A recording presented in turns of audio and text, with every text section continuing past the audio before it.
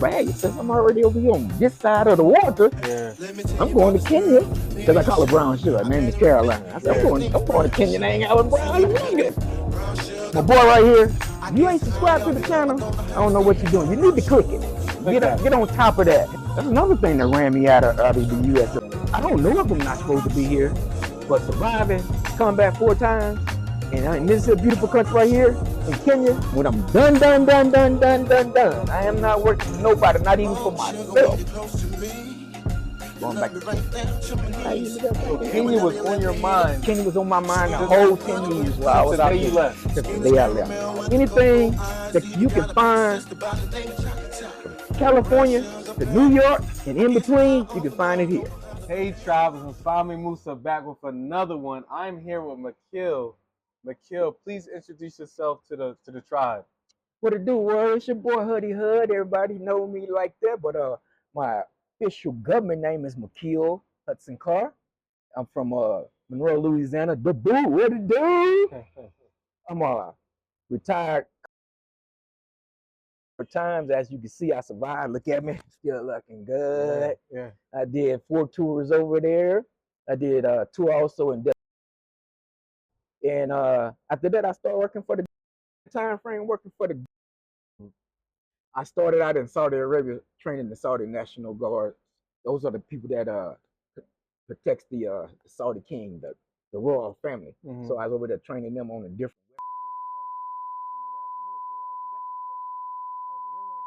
weapons.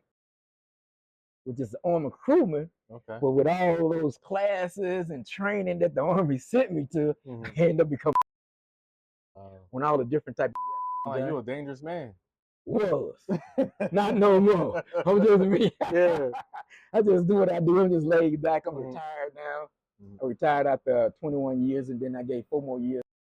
Okay. Which gave me a total of 25 years. Well, let me thank you for your service right now. Hey, it was an honor and a pleasure, man. It was an honor and a pleasure. My oldest brother, he did 34 years, and then my baby brother did 10 years. And my hat was off to him because I would never do no more. I knew my job. I was good at what I did, and I love what I did. 25 years in the military, and you're here in Kenya now. We're talking live in Kenya, Kiambu County. Yeah. What brought you to Kenya? Well, when I was working for they ended up sending me to Saudi Arabia. Being over there, I met this female. Okay. From Kenya. Wow. She was over there working. She's a school teacher over there. Okay. She's working at the diplomatic quarters. That's where all the embassies at, and they all in one location over there in Saudi Arabia, like the embassies over here. But over there they call it the DQ. Okay. So was hanging out at the. As a matter of fact, we was at a rugby game at the South African embassy at a rugby game, and I was sitting right here. My friend was sitting right here, and she was sitting like next to my friend. I kept like, "Hey, bro, next to you. You ain't saying nothing to him. Well, you need to move seats. I say so to him." And that's how it all started out, man. And that was in 2010, man. 2010. And so then during that time frame, she ended up coming back to Kenya. Okay. 2010 ended up going to Qatar. Okay. Because they ended up sending me to Qatar. That's a story behind that. But I ended up going to Qatar. And I was like, hey, since I'm already over here on this side of the water, I'm going to Kenya. Because I call her brown sugar. Her name is Carolina. I said, I'm going to Kenya and hang out with brown sugar. So I bought me a ticket, man. I bought me a regular ticket. You know, back in the days, you can put your list on upgrade to like first class, business class. I put my name on there. The lady called me up. $300, you can get in business class. Yeah, say no more. Say no more. Yeah. No, we weren't really using credit cards back then. So I shelled that little 3 Benjamins and came on to Kenya, man. I stayed in Kenya 3 years, bro. Wow. The government called me back up. Hey, you want to work for us again? Not really. So when you traveled to see Caroline, once you got to Kenya, you didn't leave Kenya. You stayed in Kenya. I stayed in Kenya for 3 years. What I did when I got to Kenya, I loved the area and everything. I was like, you know what, since I'm over here, What area were you in? I was here in Campbell, but it's a countryside where she was living at called in Newberry. Okay. So that's where she was at, and that's where I came to. Okay. So I came out there, but I got a chance to travel around. She showed me around the Kenya area, all the different areas.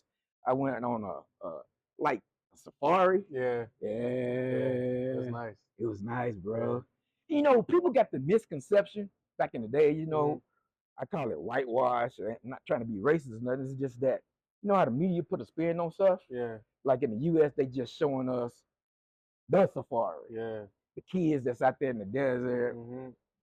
Grains in the hand, flies buzzing. It ain't even like that, man. So were you shocked when you came? When I got here, I was like, this ain't what they showed me on TV. And this is back in, you said 2010. This is 2010 now. 2010. It's not even built up like it is now. Yeah. It's like really modern now. Yeah. Back in 2010, but when I used to go down to the Nairobi, the city, downtown, CBD, the business district. Yes. Yeah, man. Wow. So you're just in awe. Man, I love it. They lied to us. They lied to us. They lied to us. They brainwashing us. They brainwashing them. Whitewash. Pride.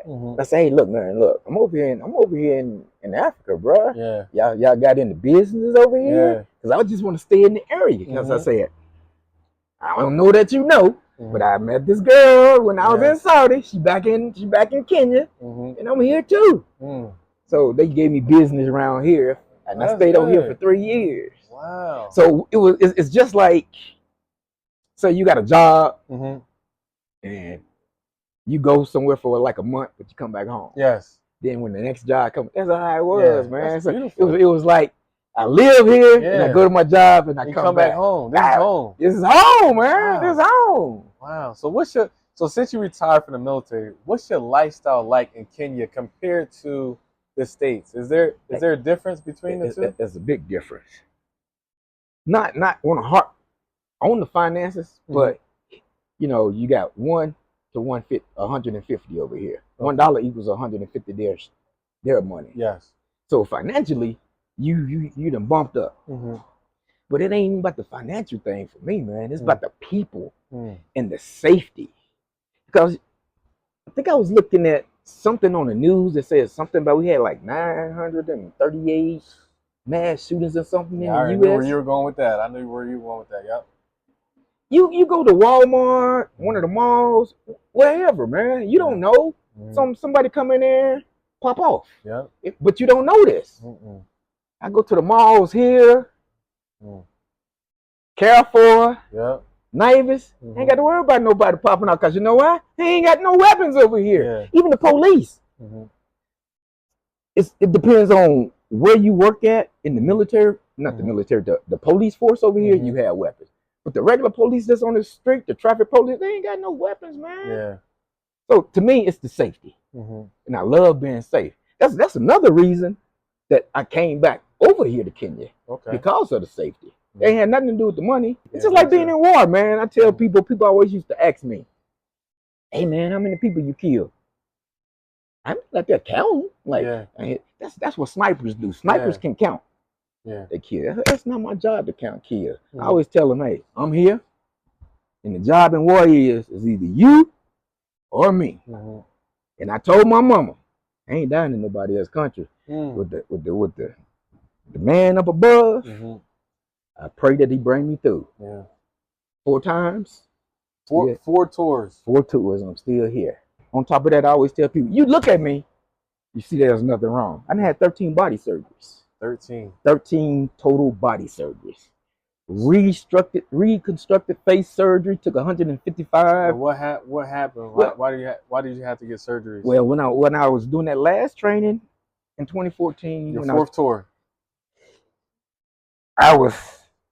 the tour was part of the government. I had already officially retired on paper, but not officially retired with the Department of Defense. That makes sense? Yeah, I get it. Okay. So that when I was out there training the Iraqis to fight ISIS, we got what we call the green zone in Iraq. That's the safety zone. Nothing goes on in the green zone. We was training on top of the tank. I was showing them how to. Matter of fact, specifically, I was talking to the gunner. I was trying to tell him how the GPS worked. The gunner primary site, short for GPS. I was showing him how to switch from coax machine gun to main gun to the different types of round that he can use whatever the loader loads. Because there's 4 people on the tank. You got your driver, you got your gunner, you got your loader, and you got your tank commander. And me being in all those different positions, I was training those guys. But that particular day, I was training the gunner on how the gunner station works. And I was up on the top deck of the tank. Everybody else was inside the tank. You know, the tank is all armor. It takes a lot to penetrate that M1A1. And I was up there training, and I guess it was a stray rocket, because that's the green zone. This is not a fighting area. And the rocket came into the area where we was at, and that's how I got injured. But I wasn't a direct hit, because you know you have a radius. Everything has a radius. Like even your bullet, when you shoot your bullet, has where it impacts, where it hits you at, kills you, flesh wound or whatever. Rockets, bombs, they have radius. Even IEDs that they used to use over there. But this particular time it was a rocket. I wasn't in the primary kill zone of it. I was like on the outer edge between like the 2 and the 4, which is kind of like a survival area. You're not getting the total impact of that rocket. But I got something. And so what it did, that debris, it kind of cut my face up a lot. That day, I never used to wear those the vests. That day, someone told me to wear the vest, man. Wow. Someone told me to wear the Someone told me to wear the vest, but it blew me off the back deck of the tank. I fell straight back. I had 8 back surgeries, reconstructive face surgery. This left shoulder right here is not real. I'm like the next $6 million man, number 2. This is all titanium. I got a fuse in my back. I got 2 rods, 4 screws, and a fabricated disc because the disc erupted. So they had to cut it out and put a new disc in. And you're walking. Only thing I can't do is run. Well, I couldn't even tell. I'm looking at you. I could not tell that you've been in an accident. So yeah, I exercise, man. I don't stress because I feel like every day that I wake up is a blessing for me. Because I know people that passed away. I did 37 funerals. I did 37 funerals personally. 37 flags to people that perished during the wars. But I'm still here to tell about it. I'm not a hero, but I'm here to tell my story.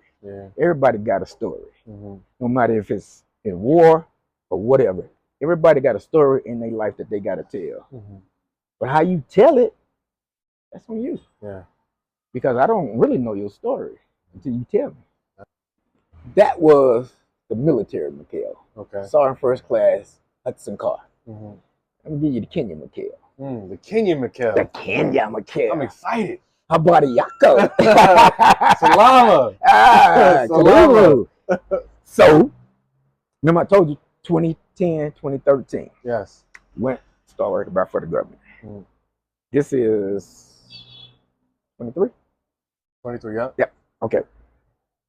I arrived here. See, my birthday July 21st. So I arrived here in June. June of this year. Oh. Bro. Got off the plane. Came out the airport, right?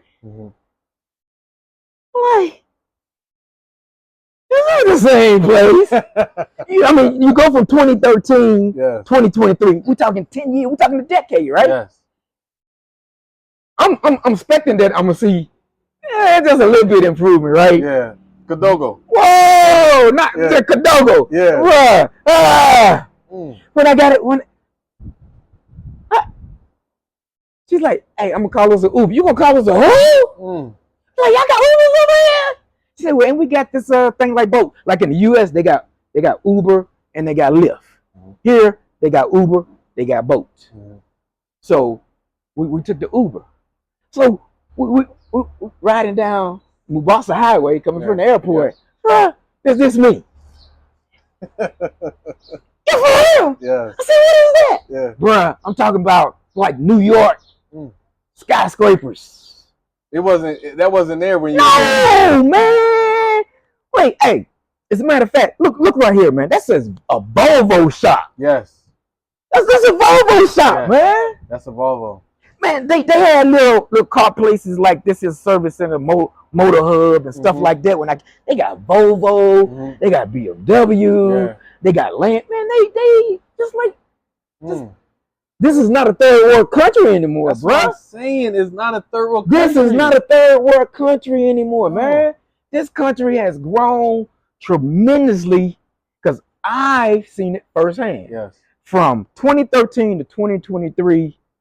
We went from this to this. Wow. Now, what brought me back here, I was completely retired. And you chose Kenya as your retirement destination. I told myself, hey, when I'm done, I am not working for nobody, not even for myself. Going back to Kenya. Wow. I ended up back so in Kenya was on your mind. Kenya was on my mind the whole 10 years while I was out there. Since the day you left. Since the day I left. I always told myself I was coming back. Since the day he left, since Kenya that has day, been on his mind. Are y'all hearing what I'm saying? Since the day I left. I left here in April 2013. I got back here in June 2023. It's been on my mind to come back. You're here. The rest is history. You're here. I'm here. Hopper. And I can tell you for a fact, anything that you can find from California to New York and in between, you can find it here. That's a fact. Those are facts. I'm not telling you what I heard. I'm telling you what I know because I'm here. And I've done that. Wow. I lived in the city. Killing money. When I first got here, I didn't like this. I'm a country boy. I'm from Louisiana. I told y'all that. I'm from the boot. I was raised in the country. I was raised around pigs, chickens, house falling apart. But you know what that was like? Because I didn't even know we was poor until somebody told me. But when I got here and I came here, it wasn't no different. Even in 2010, that's the life that I came from. I thought that they was living better than I was when I was growing up. Be honest with you. And now back, then I live in Killamuni in the city of one of the suburbs of Nairobi, which is like what most of the foreigners go and live because it's kind of like upscale. Bruh, nice. Let me bag up. Before I came to the country, before I came back to Dewberry, I had told Brown Sugar, I said, hey, I'm in the country. Brown Sugar. Said, I called Brown Sugar up because her number never changed. Number still the same ever since it was since 2010. You know what that was, right? She was waiting on you. Hey, you know what? Being that you said that, I'm gonna come back to the story. Being that you said that, I went to the church, her church with her yesterday. She said to me after we got home that her pastor told her way back then that man gonna come back for you. 10 years later, bro. Wow. Is that faith? That is faith and fate. 10 years later. And I'm back, me and Brown Sugar back together. I'll let you in on a little secret, which I should have did before I left the first time. I should have did this here before I left the first time, and I wouldn't have went through all those mishaps that I went through. We engaged to be married now. Congratulations. But here's the kicker, though. Congratulations. Here's the kicker. Yeah. Here's the kicker. Here's the kicker, everybody who's listening. When I left here in 2013, I was in 4 relationships after I left. None of those relationships worked. None of them worked. It was meant for me to come back to be with Brown Sugar. You know what? Ever since I've been back and got back with Brown Sugar, my life been happy ever since. Wow. Kenya. The air quality is better than the United States air quality because they don't have that emissions and all that stuff going on here. They ain't cutting down all their trees and building up all these high rises, taking the oxygen and you know how carbon dioxide and oxygen and all that stuff goes together. And I love science, but I'm not gonna get into science. We're here to talk about Kenya. Yeah, absolutely. Kenya is so beautiful. It's mesmerizing, especially when you go out to the countryside. Especially where I live at. I live in Dewberry, right outside of Cambodia. It's a little countryside, but it's a tea plantation out there close to where I live. bruh, it's not the air quality. You wake up in the morning, how it be going from summer to fall, and you get that nice cool breeze, and then that crisp, and then that fog when you went to the air, bruh. I be sitting out hey, I'm not a coffee drinker. But I be sitting out there with my tea. Yeah. With that little finger sticking out. Yeah, I got a finger sticking out. And I had that finger sticking out. Like, yeah, this is the life right here. Yeah. And what brought me to that, man, is my family. I just got to throw my mom and pops in there, and my uncle and my aunt, because all of them raised me. Yeah. Shout out to them. Shout out to the family. Because I watched the way that they was brought up, and the way that they lived, and the way that they raised us. We had fun. Like I said, we was poor, but we had fun, man. Saturdays and Sundays were family time, bro. Yeah. Dominoes, fish fries, everybody come over, barbecues. But what I'm getting at is I watched the way that my uncle and aunt, Uncle Tampa, Aunt Betty, Uncle Tampa, real name is Willie, my dad, Sam, my mom, Clara, I watch how they work all their life, and they died still working. I said, I'm not doing that. I'm gonna do it a different way. The way I look at it, I don't look at it as a bad thing. I look at it as a roadmap to teach me the way that I'm living now. Because I retired when I officially retired when I was 47. I started working when I was 50. I haven't worked for nobody, not even for myself. Since I was 50 years old. But working till you die, that's kind of like the American way, right? That's not the right way. Maybe the American way, because we as African Americans, the way the America is now, things has changed because now they got this thing called white privilege. Yeah, that's another thing that ran me out of the U.S. This white privilege thing, and the police. Me as a black man in the U.S., my chances of really survival has really mitigated a lot. Now it's gone back up, being here. Yes. My lifestyle is totally different. Now, in my eating habits, I don't eat processed food. I didn't eat processed food back then anyway. I ain't never been a big person, but still, just the idea. Not everybody, but the obesity in America and Europe and all these other Western places, man, it's going up, man. It's out of control. Because it's not fast living, it's fast foods. Because people working 3 and 4 jobs don't have time to come home and cook. Yeah, you gotta get the McDonald's. You gotta get the McDonald's. Bro, you gotta get the 4 for 4. Yeah. The 5 for 5. Well, if that's a 5 for 5, you gotta get those, man. Because your kids still gotta eat if you there or not. They still gotta eat. And if you can't cook them a home cooked meal because you go from job number 2 to job number 3, and you changing at job number 2 to change to go to job number 3, you ain't got time to come home. Yeah. Who's raising the kids? Who's feeding the kids? Yep. That TV, the iPad, that's what's raising the kids. Nowadays, that's what's raising the kids, man. In the U.S., but not here. Yeah. Here, family is still family over here. They raising their kids. The mom is coming home to cook every day. And they ain't even working 2 and 3 jobs. They just working 1 job. But they making it work. But the media show you something totally different. But my boy, he gonna take y'all around. He gonna show you. Yeah, it has a lot to offer. Oh, let me mention the nightlife. Let's touch on the nightlife. The nightlife is on point. Okay, let's touch on it. Hey, U.S. got some nice clubs. Y'all hear what I'm saying? U.S. got some nice clubs. They ain't got nothing on these clubs out here in Kenya. Yeah. Bruh. Talk about it. Nothing on these clubs out here in Kenya. I go to a sports bar. We call them sports bars. They got like here. This is like a sports bar, but it's a lounge. Only thing it's missing is the billiard tables. Okay. You can't find no sports bar. You got nice sports bar, but not like no, not like this. They got a whole screen right here too. Bruh, this. Yeah. We on the outside patio right here. We ain't even in the main place. Yeah. This is nothing compared to the other sports bars, clubs, or whatever you want to call them. You go up in there, you think you VIP, but it's just a regular club. Yep. And then when you say, "Hey, I want to sit in the VIP section," it times 10, man. Yeah, that's crazy. The VIP section in the United States is regular over here. That's a fact. VIP section in the States is regular club here. You're right. And you got to pay and then a ton of money and over a ton there. Of money. You don't pay. Yeah.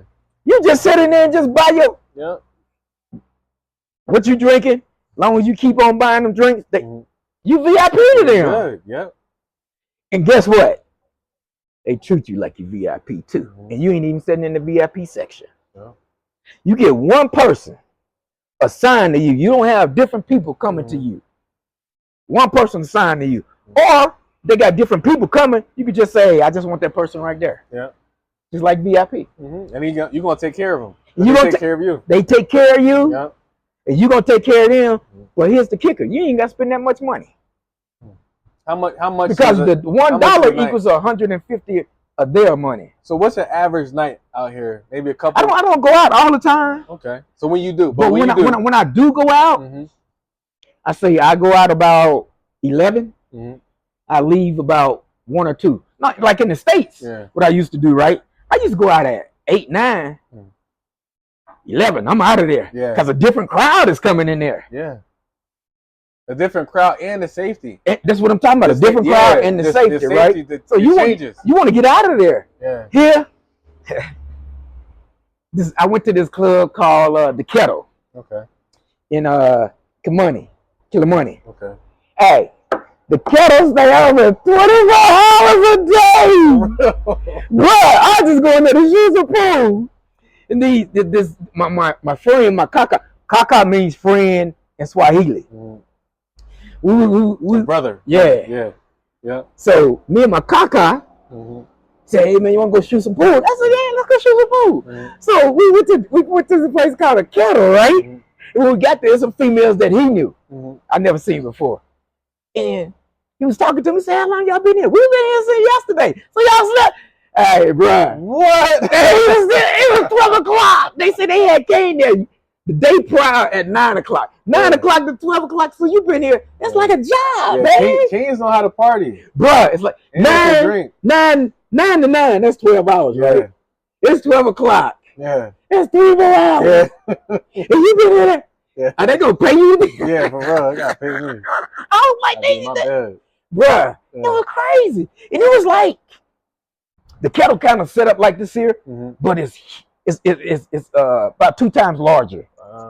Because like I said, they got the billiard pool. Okay. They got this other kind of game that they play here. And I can't what's the name of that? But anyway, they got stuff that keep you entertained. It's not like a club where you get on the dance floor and stuff like that. It's a sports bar. Yeah. Because as a matter of fact, I watched the rugby championship when Africa beat New Zealand. Oh wow! It got one, man, it was so intense. But everybody, hey, as a matter of fact, they turned the music off, and everybody that was in there, we watched the rugby game. Everybody stopped what they're doing. Everybody stopped what they're doing. You know, drinking your drinks. All the shisha. In the U.S. they call it hookah. It's a big thing over here, and we watched the game, bro. When the game was over with. Hey, pump the music back up. But you know, you can dance right there. There ain't no dance floor. But you can dance in your little area or whatever. But it's nice. Wow. So the nightlife is when you compare it to the States, it's a lot better. It's more fun. It's more fun. Your safety. Your safety. Yeah. Everybody that I have met, and I'm talking specifically for Hoodie Hood, everybody that I have met has been friendly, wanted to give me their number. They just wanted to hang out. Yeah. Just friendly people. You speak to them, they'll speak back. Yes. You don't speak, they don't speak. They might hear what I learned about Kenya as well. They mind their own business. Like black people. Like we can change stuff, right, bro? Hey, social media, social media, that messed us up, bro. Yeah, we in everybody's business. We in everybody's business, man. And then on top of that, everybody want to comment on everybody's social media. Everybody take everything so touchy-feely. And just live life, man. If somebody put out a video and even if it's a sketch, they just putting out laughter or something else. It's you got to get the point. Don't take it to another level. Because matter of fact, I was looking at somebody's page yesterday, man. It was funny, but some of the comments in there took it from what they was portraying. It made it out a black and white thing, man. I don't pay people. I made it out of because the kid was singing. I hope he knows his ABCs and what. Well, he just singing. I think people are just miserable, and that's a release for them. Going online, typing hateful things or ignorant things. That's just Well, let me tell y'all something. COVID over with. You ain't got to go out and do something. COVID over. Yeah. You ain't got to be on there just throwing out stuff like that. Live life. Yeah. The reason why I say what I say is because the stuff that I went through in my life and where I am now, I wake up every day a happy dude. Because I don't know if I'm not supposed to be here, but surviving, coming back 4 times, and this is a beautiful country right here in Kenya. And if you ever get a chance and you want to visit, come to Kenya. Absolutely. Beautiful. People gonna treat you with respect. They not gonna disown you. As a matter of fact, when I came back over here, when I got off the plane, and they told me, welcome home. Because I'm an African American. Yeah. Welcome home. Because not necessarily saying that my ancestors are from Kenya, but it's Africa as a whole. Yeah. I'm home, and guess what? Home is where I lay my head right now, and I'm gonna be here. Are you ever going back to the States? To visit? I got grandkids. You said to visit. I got grandkids. You not staying out there? Stay for what? You're not staying in the U.S. You're not going back? For what? Bruh, I don't know if I told y'all this, but I think I did. I live out there. So you got everything you need here. In the tea plantation. You got everything you need. And then some. And then some. So should more African Americans be looking at Kenya instead of like you retired in Kenya? My opinion, yes. What are your advice to somebody that's around your age that's looking to retire? Maybe they're looking at Portugal or Mexico or these other spaces. Go where your roots originated from. I would say go where your roots originated from. I understand Portugal and all those places. You know, the diaspora we got put in all these different places, but the original place is here. The continent. I'm not necessarily saying, but the continent, Africa. And you got to visit all these, because I visit a lot of different places around here, but Kenya, I say it's for me. Because this is the first place I came. She was from here. I wanted to always come back here. But don't get me wrong, I didn't visit Uganda. Okay. I didn't visit Ethiopia. I didn't visit Tanzania. I didn't visit the coast, Mombasa. Yeah. But I love Nairobi. Yeah. Love Nairobi. This is where I'm gonna be. Matter of fact, 3 days ago, Brian Sugar asked me, said, so what if something happened to you and you just happen to pass away? Girl, put me in a matchbox and throw me out there in the river somewhere. What does it matter? You gonna spend all that money to take me back to the U.S. for what? And just bury me here. So for somebody that's looking to retire, maybe they're looking at Kenya, but maybe they have some health issues. Maybe they just take meds. Speaking of health issues, let me tell you something about health issues. Over here, everything is natural. You can get say something for I'm just using an example like high blood pressure. Okay. Or diabetes. Bruh, I've been eating cloves. Talking about cloves, it's holiday time. Y'all know what cloves is. You stick them in the in the pineapples with your ham, and you stick it in the oven, put that brown sugar in the Coke. Those cloves is what I'm talking about. I've been chewing them. When she first gave them to me, it was horrible. I chew them 3 times a day. Just like what you would take your medication. Yes. Bruh. I was pre-diabetic. I ain't pre no more. Because of the cloves. And I forgot this leaves that she give me. She make these leaves into a tea. Bruh. You take high blood pressure medication. I drink this tea. I went from I went from 156 to 167 or whatever over whatever. I'm 120. The last time I checked, because I got a blood pressure machine, I was 127 over 73. Wow. That's amazing. And like the United States health system. So instead of taking the natural stuff in the States, you would be taking meds, real medication. Right. But in the States, you got to go to your doctor, get a prescription, and he writes you a prescription. You go to the pharmacy, and if you ain't got insurance, the money is up here unless you use those different things that they have now with those apps, what it's called, goodies. Then you got the deductible. Then you got the deductible that you got to pay. Yeah. Hey, I go right over here to the pharmacy, or what they call the chemist. Okay. Tell him what's wrong with me, and he give me the medication. Same medication that you got to get a prescription for. Hold up, you don't go to the doctor first? I have a primary care doctor. No, you don't have to go to the doctor. No, you go to the chemist. They call it the chemist or the pharmacist. Still the same. Yeah. You tell him your symptoms. Like my medication that I take every day that I have to get a prescription for. Yes. No, in the U.S. they give me a 90-day supply. I ran out. I didn't run out. I never let myself run out. But when I got close, I went down to the pharmacy, the chemist. I told him, hey, look, this is the medication that I take. Do y'all have this medication right there? And he'll say, yeah. He gave me a 30-day supply. Wow. Not without a prescription. You'll find that in a lot of countries, the U.S., not like the U. When I was in Saudi Arabia, same way. I just go to the pharmacy. It just seems like it's a money thing, because even I talk to my grandmother all the time, and she says her medication's running out, but she has to go see a doctor first before she can get a refill. And then the doctor, she can't see the doctor for a whole month. Well, here's the thing you got to realize too. It's just me. It's just my opinion, y'all. All right. You got to understand the hospitals, the pharmacies, they all in bed together, along with the government.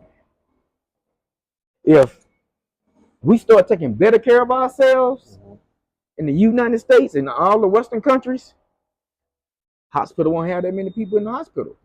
You won't have that many people on drugs. Everything start declining. What would they come out with something every different? Yeah, they don't want then when you go to your doctor, the doctor is promoting something new that comes out. Because they're going to get a little kickback. Yep. Let me try this on you now. I've been taking this here for 10 years. Why you want to try this on me now? Exactly. Something new. No, you're not doing that to me. Now you put my body out of whack. No, this is working for me. But you didn't have that pressure here. No, I didn't have that pressure here. You just go get what you need, and that's it. I just went and told them, hey, these are my symptoms. As a matter of fact, being that we talked about it 2 weeks ago, I had like a stomach bug, you know how we get in the U.S., they call it stomach bug, stomach flu, or whatever. I went and told that dude what I want. This dude gave me antibiotic. You know, you got to get a prescription for antibiotic. He gave me antibiotic, and he gave me a pain med in case I was having like stomach cramps and pain or whatever.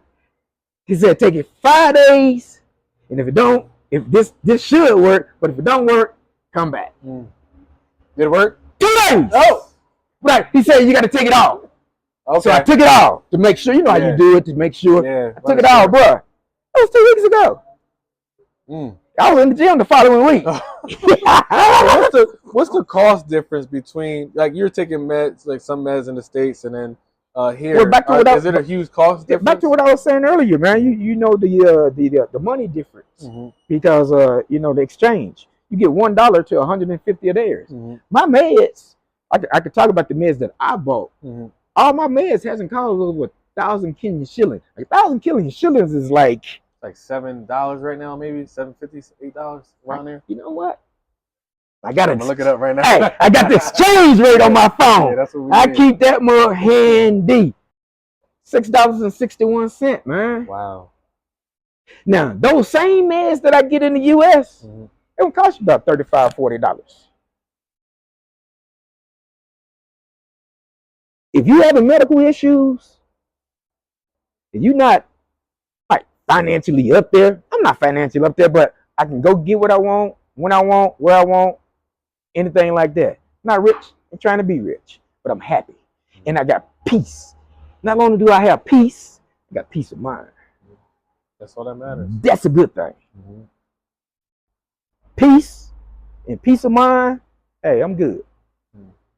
What would you tell somebody that's looking to visit the continent? Is there any advice that you would give them before they come out here? Have an open mind. Don't go by. Have an open mind. Don't go by what you see on the media. And come and experience it for yourself. The best experience that I've learned, even when I was in the military, because we used to always ask people, "Hey, you been to this duty station? What this duty station was like?" Hey, that's what that duty station was like for that particular person. Might not be the same for you. That's why I say Kenya may be different from you than what it is for me. But come and see for yourself. Get feet on the ground. Africa as a whole, get your feet on the ground. See for yourself. I guarantee you'll be amazed. And you'll be like, hey, I'm coming back. You're going to want to visit again. It ain't going to be no one-time trip, I guarantee you. I haven't, there ain't going to be no one-time trip. Anyone yet that didn't come back like within like 6 months or so. You know what? They always come back. You remember about 5-6 years ago, everybody was going to Dubai? Yes. Dubai was the spot. Kenya, well, I ain't going to just say Kenya. Yeah, Kenya. Kenya's the spot, man. Yeah. Kenya is going to be the next Dubai. They trying to make Uganda the next Dubai. But Kenya is it going to be the next Dubai. Yeah. I guarantee you, 5 more years. Kenya going to be the next Dubai. Yeah. I think Nairobi was rated, one of the most, sought after cities to visit. Bro, because it's growing. Yeah. And another thing, I'm going to tell you another thing for you guys that want to be self-employed, own your own business. Come here. Just because you're a foreigner, they want your business, especially African Americans. They want your business. They want you to invest in here. This is really home. Come invest here. Guarantee you won't be wrong. It's easy to start up a business here and be more successful than starting up a business in the United States and going through all the red tape. Well, I appreciate you coming onto the channel. Bro, I appreciate your story. I think a lot of people really needed to hear this story. And a lot of people contact me talking about, is it a place where you can retire, medications and all that, safety, and just hearing your story and giving the people what they need. Like, they really need this. Our people need this. Yeah, man. They need this. They need stories like this because they don't think this is real. It's real. Like, they don't think this is. You've been here a year, right? A year, a little over a year. And I've been here almost, what month is this? Yeah, this is 3, 4, 5, November. 3, 4 months, or what did I say? 7, November is 11, 7, 4. 3 to 4 months. But my 4 months gonna be 40 years. Yes. It's 4 months now, but it'll be 40 years later. Yes, I agree. I go home and visit. Cause I got grandkids. I got grandkids. You got to go visit the grandkids. Before it's where I live, homestead, and all that. Then I'm gonna tell you another thing. Getting dual citizen, you ain't got to give up your American citizenship. That's it. Getting dual citizenship here is a lot easier than a foreigner coming from here trying to get dual citizen in the United States. A lot more easier. You ain't got to deal with all that red tape and all that. You just put in your little 5 to 7 years, and you can go back and forth, but you can't spend no more than a year out of the country. You get your citizenship within 7 years. Thank you so much, Michael. I appreciate you. My man. You drop nothing but gems on this channel, and that's what we do. We drop gems. African-American man, a veteran. Yeah. Military, 25 years, decided to retire in Kenya. Yes, sir. That speaks volumes. Volumes. So if you haven't decided to come to Kenya, if you're on the fence about it, book your ticket. Book your ticket because the world is changing right now. If you look at the news, there's a lot of things going on. There's a lot of things going on. I don't know if you tapped in, but it's looking a little shaky. So you might want to get here before. We ain't shaking over here. Yeah, we ain't. No, we good. We ain't shaking over here. Good. Hey, my boy right here, if you ain't subscribed to the channel, I don't know what you're doing. You need to click it. Get on top of that. Hit that subscribe button. When you subscribe, you won't see me just this one time, but you're going to always see him. And he's going to take y'all some places. Absolutely. Let him do that. Absolutely. Take you around the world. Peace, tribe.